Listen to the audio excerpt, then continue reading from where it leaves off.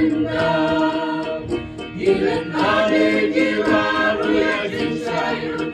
Gilen kanalen tibaslan Balang bakrau na duki porba menswa Pastor kiha asyam parla Bayar sendek jengek kamar jia putih Namar bomdon syuka jingkin Mensim jangan terku ya utran Arong kabaya dan cintai utran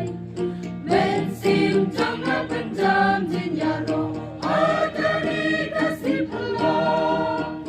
Bahwa bakal rayu penyohani Jubili rupang Nadu katem wakri syadu wasenti Unjuk syadu kapan semni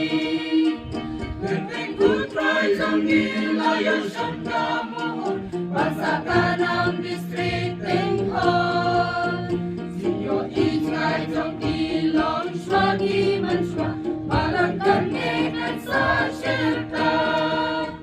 Lakin kupor lagi terpeki pun samlo Akan benjingnya seng samla Mensim jangan terku ya utrai Baru kabaya dajing ayai utrai Mensim jangan penjam jinyaro Ada dikasih pelang Bahwa rayu penyohani